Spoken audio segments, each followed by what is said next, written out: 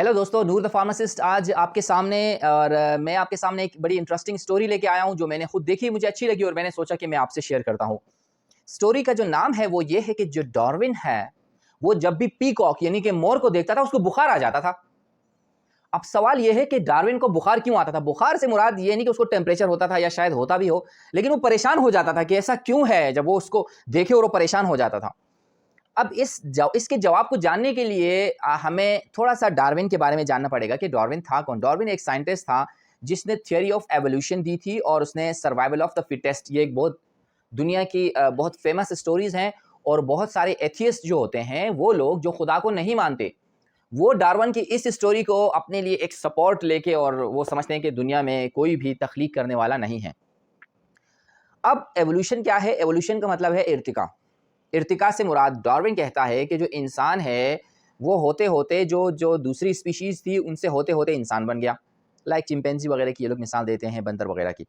और इसी तरह सर्वाइवल ऑफ द फिटेस्ट वो बताता है कि सर्वाइवल ऑफ द फिटेस्ट में वो बताता है कि कोई भी एनिमल जो इस दुनिया में फिट है, वही सर्वाइव कर सकता है। बाकी दूसरी मखलूक खत्म हो चुकी है या खत्म हो जाएँगी या खत्म होती रही हैं पास्ट में। इसमें आप मिसाल समझिए कि थ्योरी ऑफ एवोल्यूशन में बताता है कि जो ज़र्राफ़ है, जिसको जिराफ या ज़राफ़ा कहते हैं, उसकी जो लंबी सारी गर्दन होती है, वो इसलिए है चूँकि जिस माहौल में ज़र्राफ़ रहता था, वहाँ पर दरख्त काफ़ी हाइट पे थे, तो होते-होते उसकी गर्दन लंबी हो गई और उसने इसी तरह अपनी जो है ना फिट रहने के लिए और एग्जिस्टेंस के लिए उसने अपनी आने वाली नस्लों में चेंज किया और उसकी गर्दन बड़ी हो जाती है।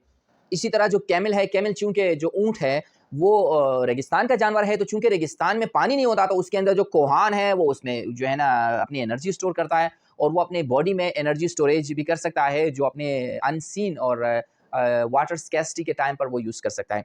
इसी तरह बताते वक़्त बड़ी अच्छी लगती है कि जो आपने रेगिस्तान के पौधे देखे होंगे, उनके अंदर वो पत्ते खत्म हो जाते हैं, चूँकि पत्ते जो है ना वो वाटर लॉस का सबब बनते हैं, तो उन्होंने अपनी शक्ल को अपने इलाके के मुताबिक, अपने रहन-सहन के मुताबिक तब्दील किया और उन्होंने सर्वाइव किया। यानी कि वो जी रहे हैं इसी वजह से क्योंकि उन्होंने अपने माहौल के मुताबिक अपने आप को चेंज किया। तो ये है थ्योरी ऑफ एवोल्यूशन।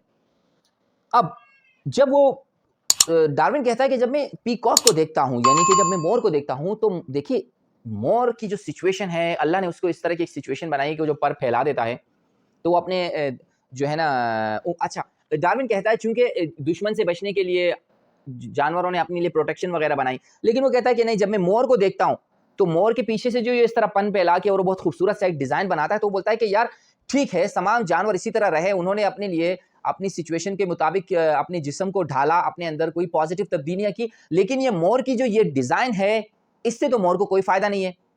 बल्कि मोर को तो इससे नुकसान है। अगर मोर इस तरह अपना फन फैलाता है, डिज़ाइन बनाता है, तो वो तो अपने दुश्मन से अपने आप को बचा नहीं सकता, बल्कि अपने दुश्मन के जो है ना बहुत उसको ज़्यादा खतरा महसूस हो सकता है। तो यहाँ पर वो कहता है कि मैं मानता हूँ कि नहीं, कोई तो है, कोई तो है जिसने ये तमाम दुनिया डिज़ाइन की है, जिसने इन तमाम एनिमल्स को हालात और वाक़यात के मुताबिक चेंज दिया है। बेसिकली जो मोर है, उससे डार्विन डार्विन भी चूँकि कुछ एथियस्ट टाइप की थ्योरी थी उसके ज़हन में, लेकिन फिर भी उसके दिल में एक बात आती है कि नहीं, कोई है, इस दुनिया का तख्लीक करने वाला कोई है। कोई तो है जो इस दुनिया को जिसने बनाया है। तो ज़रूरी नहीं है कि ये सब कुछ आप ही हो गया, बल्कि इस दुनिया के पीछे कुन फयकून की जो थ्योरी है वो है, तो मानना पड़ता है। तो दोस्तों ये था आज का टॉपिक कि डार्विन को पीकॉक देखने के बाद क्यों बुखार होता है। तो बेसिकली वो उसकी जो परेशानी थी वो ज़ाहिर करती है। दोस्तों उम्मीद है आपने एन्जॉय किया होगा वीडियो को। Please do subscribe the channel and share with your friend if possible. So next video तक thank you so much. Take care, bye bye.